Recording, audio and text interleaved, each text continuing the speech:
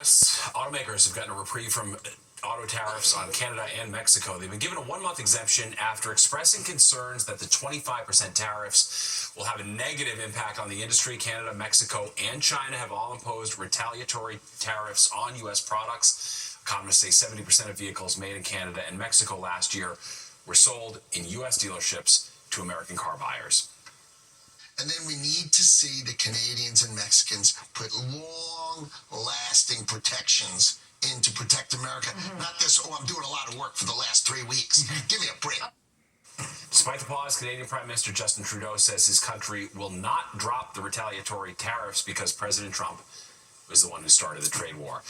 Well, a big day on Capitol Hill for Mayor Adams as he joined 3 other mayors to testify about sanctuary city laws. The mayor receiving a mostly warm reception from House Republicans, but got grilled by some fellow Democrats. Meanwhile, a new poll is showing trouble for Adams as he fights for re-election. The Quinnipiac University poll released this afternoon shows the mayor has a 20% approval rating, the lowest approval rating of any mayor since the poll started nearly 30 years ago. 67% of voters polled say they disapprove of the job the mayor's doing, while 56% of voters say he should resign. The poll also finding 56% of voters want the mayor to do more to stand up to President Trump when it comes to undocumented immigrants in the city, which was the topic of today's congressional hearing on sanctuary cities. All right, Fox 5, Sharon Crowley here to break it all down. Sharon. Yeah, you might describe this hearing as kind of fiery, if you will. Lawmakers on Capitol Hill grilling several big city mayors, including Eric Adams, about sanctuary city policies. Republicans oppose any rules that prevent local law enforcement from cooperating with federal immigration authorities. However, today on the Hill, it was Democrats, not Republicans, going after Mayor Adams. The January 31st meeting.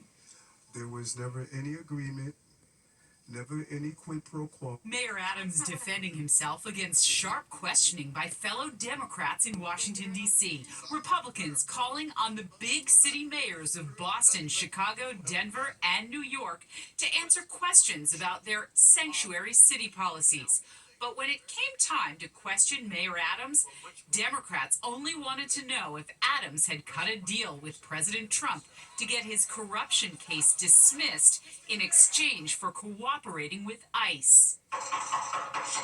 The mayor repeatedly insisting there was no quid pro quo, no agreement after his meeting with Trump's border czar, Tom Homan. I'm quoting him.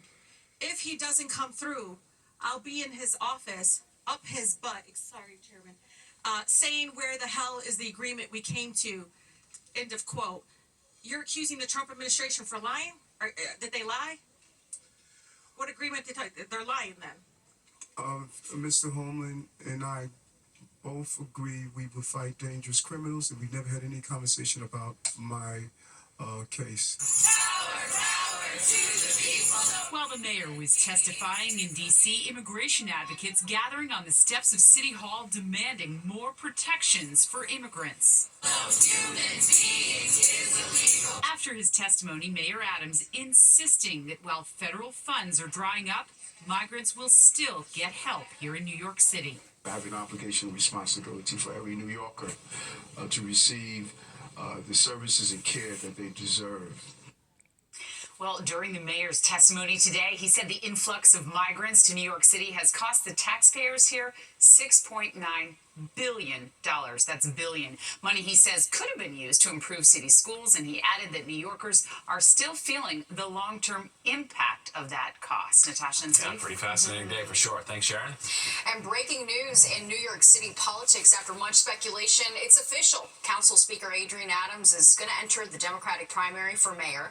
Her decision will likely shake up the race once again following former Governor Andrew Cuomo's announcement last weekend. She plans to hold her first official campaign rally Saturday in Queens, and she's going to start petitioning for ballot access immediately since there's less than 4 months to go before the primary in June. And for the latest updates on the race for mayor, download the free Fox local app. All right, check out this video. Let's get back to the rain. It's creating flooding, which is making for a miserable night in New Jersey. Fox 8's Kendall Green is in Newark with the very latest. Wednesday's storm, packed with strong winds and heavy rain across the tri-state, made roads unfriendly for drivers stranded along Wilson Avenue in Newark. We spotted some of them stuck in floodwaters, while truck drivers were stuck in limbo, unsure if they should power through or risk getting stranded themselves. It's not worth it. It's not my truck. I'm gonna drive it, and if I do something like that, I might get fired. Why would I do something like that? I mean, look, I don't know. I'll wait. I wait it out. Some cars made it to the other side of Wilson on their own, but others kept Blue Line tow trucks busy. We got about like 4 to 5 cars right now that's flooded down there because people, they want to drive right into the flood thinking they can go through. Now, driving through heavy rain and flood waters may be easier for some drivers than others, but when it comes to making that decision, a tow truck driver tells us it's almost never a good idea. The streets are flooded bad to the point that as soon as you start driving in, your car will start sinking down. And you don't want that to happen at all. The moment you sink down, your car's going to shut down. The storm didn't just overwhelm roads, it did some damage to homes too. On Highland Avenue in Hillside, New Jersey, just 10 minutes away, a huge tree snapped at its base and fell onto a home there where you see down power lines due to the heavy winds, which did just as much damage across the Hudson and the Bronx. Around 12:30, heavy winds knocked this massive tree down on Tomlinson Avenue before it fell onto this red Jeep. It took power lines down with it too, as Con Edison crews worked for hours to restore power there. Denise, a longtime resident there, tells Fox 5 it was just a matter of time before the tree came down. I looked at the front of the tree and it was up a little bit, raised, and I said to my daughter, this tree is going to go, not knowing now. How relieved are you that this tree went this way and not that way? 1,000%. Kendall Green, Fox 5 News. President Trump issuing what he called a last warning to Hamas to release all the remaining hostages being held in Gaza. He posted the message on Truth Social after meeting with a group of former hostages at the White House. Trump adding that he's sending Israel everything it needs to finish the job. Earlier in the day, the White House confirmed that the U.S. officials have had ongoing talks with Hamas, and it's the first direct engagement between the two since the State Department designated Hamas a foreign terrorist organization in 1997. The White House did not provide details on the talks. And anti-Israel protesters storming the library of a local college campus. All right, at one point, the building had to be evacuated after someone called in a bomb threat. We're going to have the latest. And Catholics around the tri-state area and the world marking Ash Wednesday and the start of Lent, while also praying for the health of Pope Francis. Foreign Affairs Department is downsizing. An internal memo obtained by the AP shows the Trump administration plans to cut 80,000 jobs. The plan is to get down to the 2019 staffing level of just under 400,000 people. VA Secretary Doug Collins says these positions have been labeled mission critical to ensure services will not be interrupted. More than 25% of their workforce are veterans.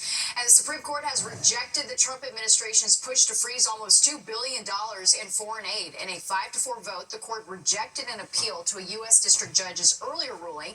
Now, that ruling ordered the government to quickly release aid money to pay for work that had already been done.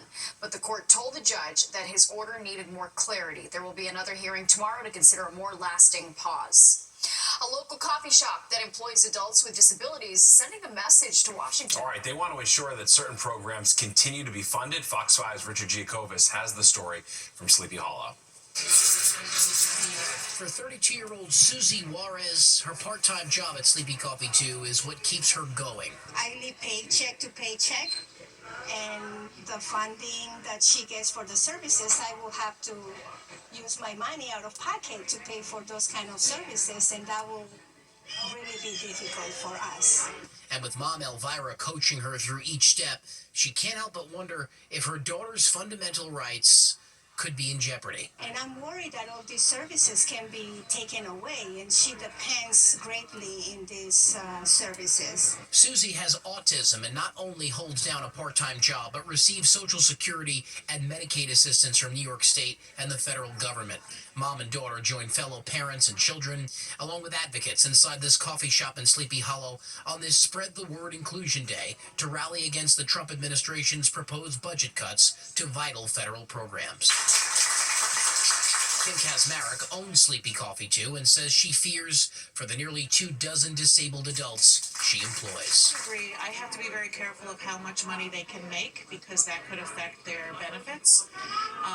And so, we have to make sure that they're not making too much money. The goal of rallies like these are not only to spread awareness about what some fear of losing, but also to get the attention of lawmakers on the local level, because after all, that's where it starts. So the folks here are signing a petition and sending it to the governor governor and the state legislatures urging men to support the future of those with developmental disabilities. When somebody says they're against DEI, tell them to come here. I'm not going to stop, and that's why I'm here. In Sleepy Hollow, Richard Giacobas, Fox 5 News. Well, Ash Wednesday taking on extra meaning this year for Catholics. How they're marking the start of Lent with prayers for the Pope's recovery. Plus, it's Women's History Month, and Lisa Evers is finding out the keys to success from trailblazing women. It's the first week of Women's History Month, a time to honor the achievements and contributions of incredible women from all walks of life. And in this week's episode of Street Soldiers, Lisa Evers introduces us to a few of these notable women who are leading the way, shattering ceilings, and creating a path for future generations.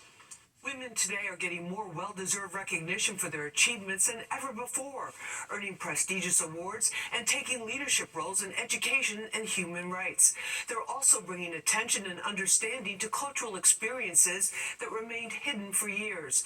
And throughout it all, they're blazing a trail to a future much better than the past. Stand, get up and get with it. Shantae is here to take care of business. Legendary pioneering artist Roxanne Shante is hip-hop's first female superstar.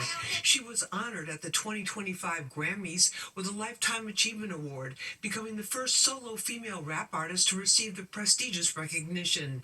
She began her career as a battle rapper at the age of 14 in Queens, winning battle competitions to earn prize money for her family.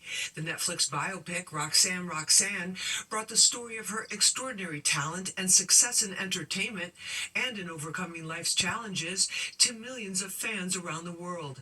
This humble superstar says it warms her heart to see the progress that's been made by today's female rappers who are clearly charting their own course the way they want it. Whether it's I want to choose my own lawyer, I want to have my own accountant, I want to choose my album cover, I want to make sure that this is the artwork, I want to know where this business is going, where it's not. Dr. Ilyasa Shabazz is an award-winning author of 5 books, including Growing Up X, an educator and chairperson of the Shabazz Center. She says much of what we learned about her father, Malcolm X, later known as Alhaj Malik al-Shabazz, is not accurate. She's fighting for the release of government documents about his life and assassination. Dr. Shabazz says she finds herself looking often to the example set by her late mother, Dr. Betty Shabazz. No matter what was going on, Dr. Betty Shabazz taught her children to never give in to despair, no matter how severe the difficulties. Having lived through surveillance, her home firebombed, witnessing her husband, our father's assassination at such a young age, while she was pregnant with twins and had 4 babies. And I often wonder, how was she able to do that? CUNY professor and award-winning author Ava Chin is a 5th-generation Chinese-American New Yorker. Her family helped to establish Manhattan's Chinatown and build the Transcontinental Railway. She explores her changing family dynamics through the lens of history in Mott Street, a Chinese-American family story of exclusion and homecoming. She tells us the women in her family showed her how to survive. I was raised by a single mother because my father walked out on the family, and his leaving made it so difficult for us economically. But luckily, I was raised by a family of very strong women. These 3 women trailblazers have such amazing stories. I hope you'll join us for Street Soldiers this Friday night, right after the news. I'm Lisa Evers, Fox 5 News. Police officer Michael Arkinson, who arrested Justin Timberlake on suspicion of DWI last June, has been named Officer of the Year by the Sag Harbor Police Department. Officials say the award was for making an immediate impact on the department and community. Timberlake was fined $500 and given 25 hours of community service following a plea deal last September. Well, speaking of trailblazing women, when it comes to her, sharing is definitely caring. Tell you how happy I am to be here, except for getting up early in the morning, but I'm still really happy to be here and to meet everybody and to learn about it. I just love her. Yeah. What Cher is doing in the Big Apple. You know it's important. She got out of bed early. All right, and forget oil. Could the new liquid gold be liquid eggs? We're going to crack this one wide open.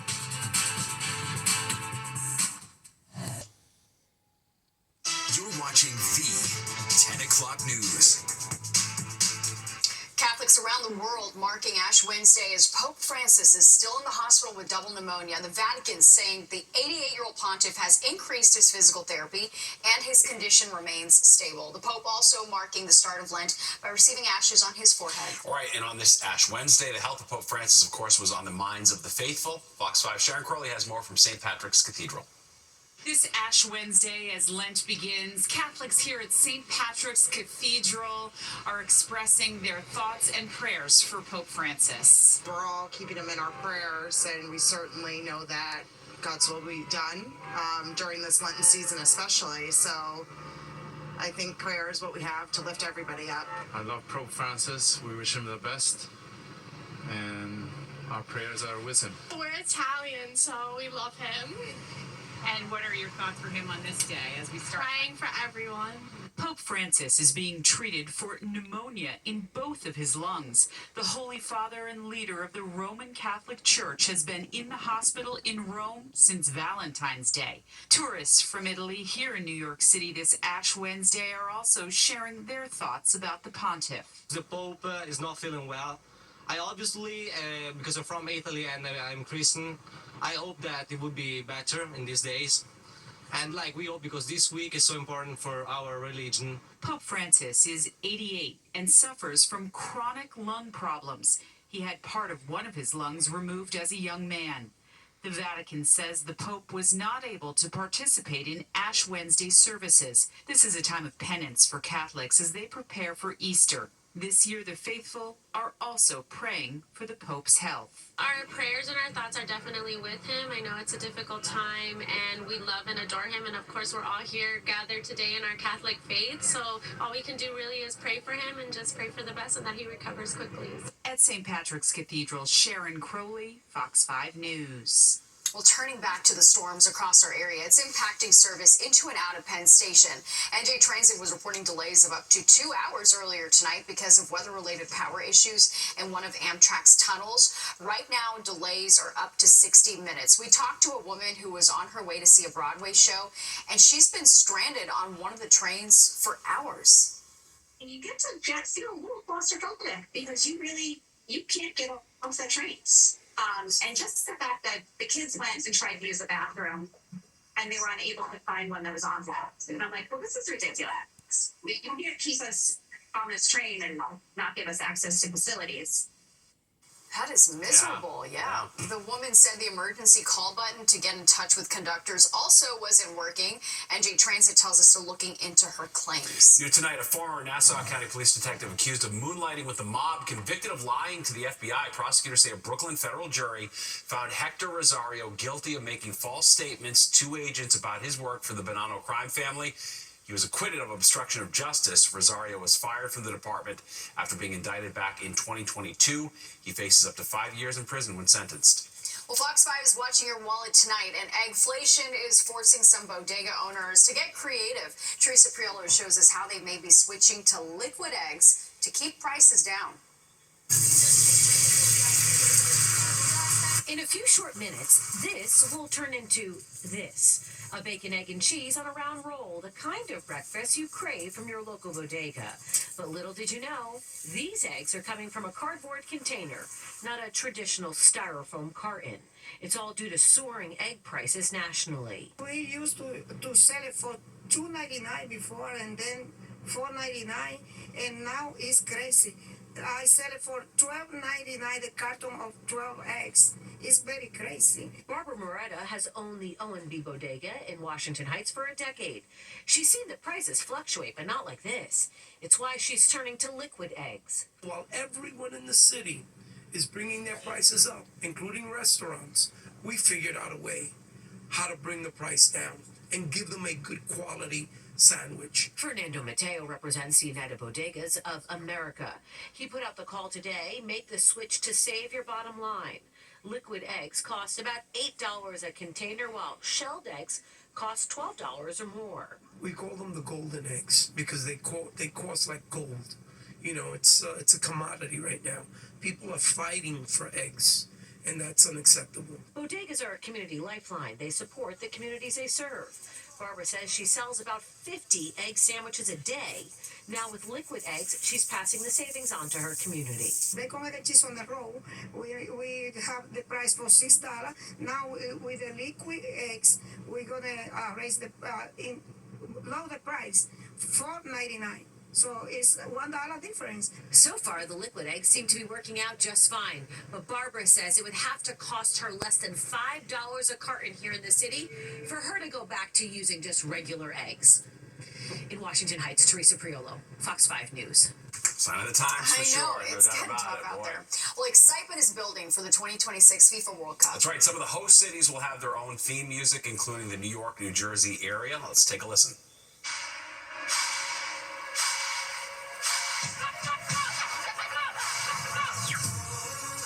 I want to do great things, Natasha. All right, known as the NYNJ Sonic ID, this music was played at last night's Knicks game. It will also be played at local airports, transit hubs, and other highly visited locations. MetLife Stadium, of course, will host 8 World Cup games, including the final on July 19th, 2026. That will include a Super Bowl-style halftime show and a Times Square takeover during the final weekend of the tournament.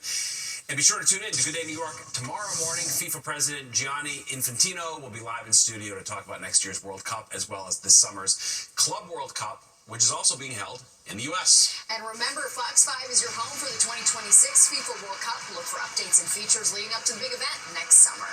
Still to come here at 10, it's the OG song or sound of summer. Ah, yes, all the Choco Tacos, sir. Of course, we're talking about Mr. Softy, and this summer it won't just be the truck that you can hit up for a comb, but they actually have opened a brick-and-mortar store. And it sounds like a bad movie, The Meeting Hangover, but it's all too real. Forget March Madness. Get ready for Meeting Madness.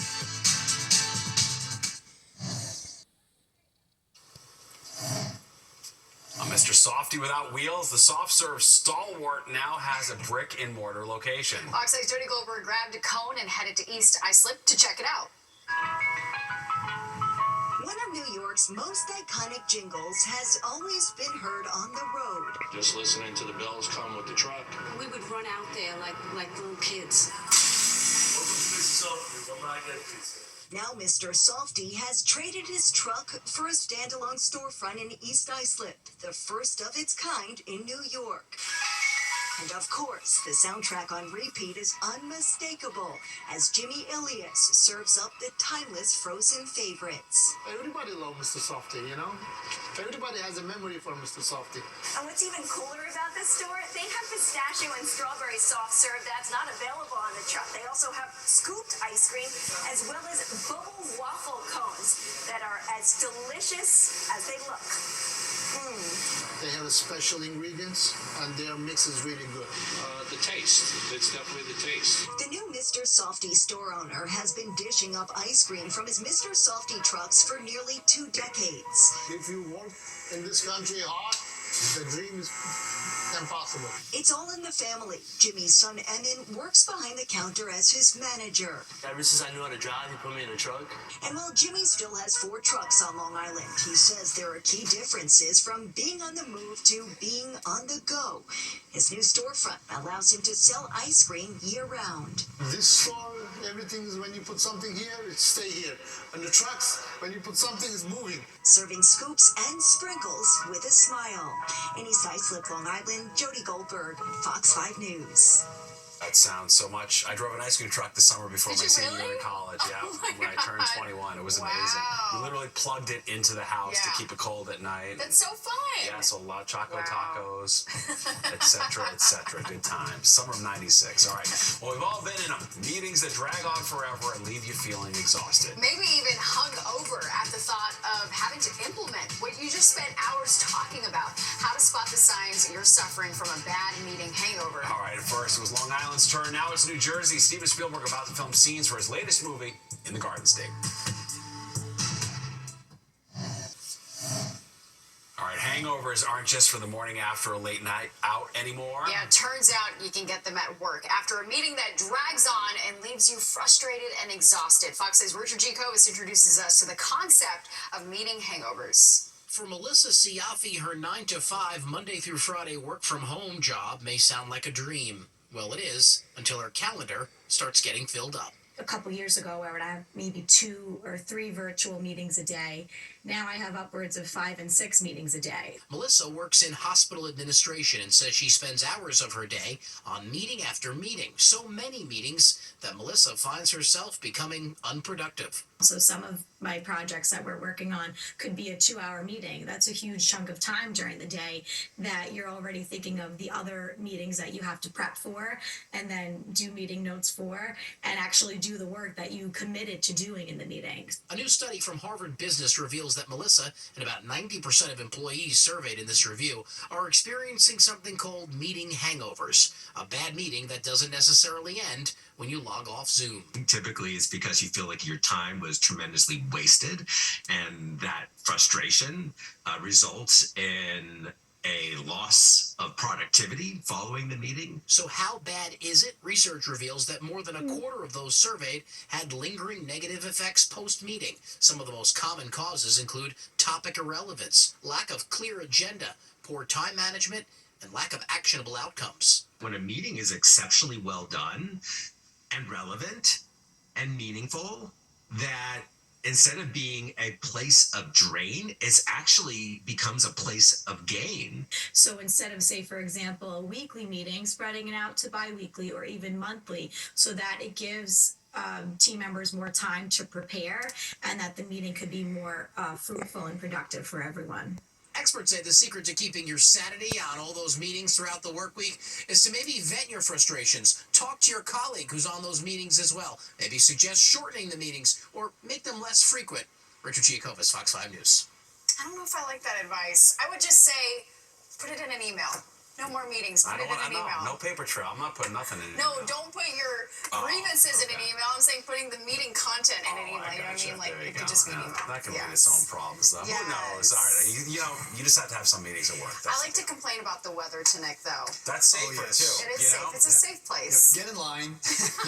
A lot of complaints out there. And it is safer, too, because I just, the complaints just kind of run off my shoulders. Well, listen, today you could have a lot to complain about, especially this evening, right? Boy, heavy rain out there. Police was a mild day. The graphics went missing here, but 54 and 43 was a split today. Definitely above average. 72 and 3 in the records. They were both quite some time ago in the late 1800s. Well, we still have some rain falling now. 52. We've been mild with the south wind, humidity high, and the pressure is falling quickly now. 29.34 is this frontal boundary is about to move through the area. So low 50s. Temperatures have been pretty steady most of the evening. Poughkeepsie, Sussex down to Newark 54. Belmar 55, about 49 or 50. You get out to the east end, but a nice temperature gain from 24 hours ago. Again, we're looking at that south wind that is in play. It is still quite gusty, though. Earlier, the gusts were approaching 40 miles per hour. Now the gusts are about 25 to 30 miles per hour. We'll see a little bit of breezy conditions tonight. It is going to get windy again tomorrow, particularly in the afternoon, and that wind's going to be pretty strong right through Friday. All right, we had some 60-degree temps today. Newark, Sussex, otherwise mid-upper 50s, just about everywhere else in the tri-state area, moving up through New England. There, Providence 58, Rochester 59, 60s, Cleveland southward to Charleston, West Virginia to Richmond, Virginia. And again, the real milder air off to the south there by Columbia, South Carolina at 70. But notice where the little frontal boundaries come through, it drops back to the 50s by the time we get toward Chicago.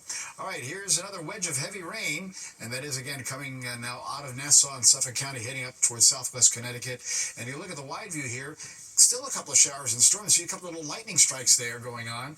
Those are going to kind of start to decrease in intensity as the time goes along here. Sort of the wide view showing a chunk of rain also going offshore here. And then the main storm center itself is back here across parts of Michigan. So that front again is about to move on through. A couple more showers for a while. In the meantime, snow on the backside. We're talking almost blizzard conditions yesterday to today. Minneapolis into parts of Wisconsin. That's kind of winding down now as well.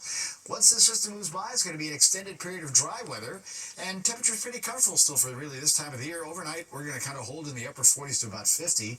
The clouds are going to hang tough in the morning, and some sun will break out in the afternoon, but the wind will start picking up in speed one more time. So keep that in mind as well. Tomorrow night, it's going to be quite windy, turning a little bit colder as we drop down to the freezing mark up to the northern and western suburbs and mostly middle 30s around town. We'll get back to the upper 40s on Friday, mid to upper 40s anyway. Friday, a windy day.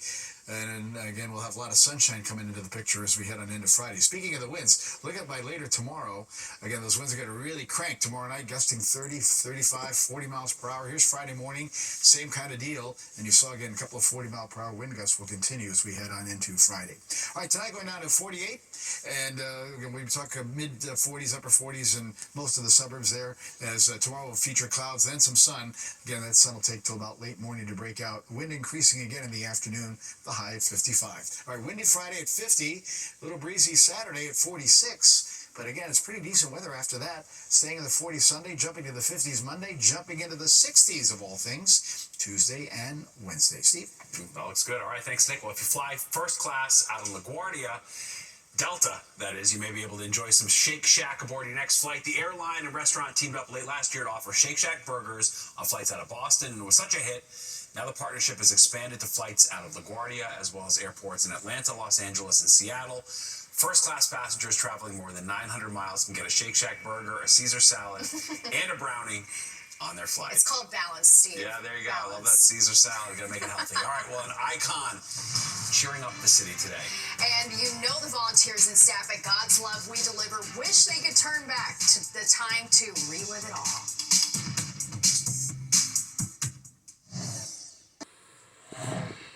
The word icon gets thrown around a lot these days, but Cher truly is one. Yeah, she is a bona fide one for sure. And as Fox 5's Teresa Priolo shows us, the legend was in the city today to thank the volunteers and staff at God's Love We Deliver. Hi, guys. They aren't gypsies, tramps, or thieves. They're some of the most dedicated and loving volunteers in all of New York City. Today, the legend herself, Cher, visited God's Love We Deliver with a simple message. I got you, babe. I can't tell you how happy I am to be here, except for getting up early in the morning, but I'm still really happy to be here to meet everybody and to learn about it. Cher visited the state-of-the-art commercial kitchen in Soho ahead of Thursday's 9th annual Love Rocks benefit concert at the Beacon Theater. Oh my God, Cher, having you part of this year is just incredible. We are so honored. No, please. So grateful. Oh, no. I'm the one that's honored to be here. Cher is headlining alongside Alicia Keys, Beck, and so many more musicians. When asked what we can expect from the show, 1 or 2 surprises. but the real treat isn't the music, it's the need that God's Love fulfills on a daily basis. God's Love home delivers medically tailored meals to people who are too sick to shop or cook for themselves. It started in 1985 as a response to the AIDS pandemic, but now it serves 4 million meals annually to 17,000 New Yorkers, all with the help of 23,000 volunteers. As they say, their special ingredient is love. As for Cher, hers just happens to be a sauce recipe from late husband Sonny Bono's mom. Yeah, I have a secret sauce that Sonny's mom taught me. Actually, my friends like it so much, I started giving it out as Christmas gifts, and I had this label made that says Diva Pasta. Teresa Priolo, Fox 5 News. She's incredible. No, she's the best, and so is God's Love We Deliver. Great pairing right there. All right, there's more of the 10 o'clock news straight ahead. But first, here's a look at what's coming up next on Good Night, New York. First, the glitz and glam of Hollywood took over Huntington, Long Island. Now it's South Jersey. Steven Spielberg's production swapped locations, and crew members have been seen around Woodbine. It's just one of several areas in southern Jersey that Spielberg has decided to shoot scenes for his film, rumored to be about UFOs. Good location, makes sense, right? All right, he's expected to wrap up there by the end of next week. They've got a lot of experience with drones. Yeah, that's right. It was That's right. rocky end of the year there. All right, let's get one last check on the weather. Crazy night whipped through here, Nick, too. Yeah, for sure. We're on the backside of this now, though, so we'll still see some showers for a while. The worst is over. The wind's still a bit gusty, but again, carrying out a couple more showers, mostly upper 40s across the area. Temperature not moving all that much. Tomorrow, again, clouds in the morning, giving us some sun in the afternoon. Turns a bit windy once again, but look at temperatures above average, mostly low and middle 50s. It's quite windy tomorrow night, and again on Friday, wind gusts may get over 40 miles per hour at about 50 on Friday. 40s over the weekend. Looks good. And the dry weather takes us into next week when we head for the 60s, Tuesday and Wednesday. Yeah, lovely, great. Wow. Good stuff. Thanks, Nick. All right, that does it for us tonight. If you missed any part of the 10 o'clock news, you can always catch an encore on our free streaming app, Fox Local. Where you can stream our newscasts anytime. Have a great night. We'll see you tomorrow.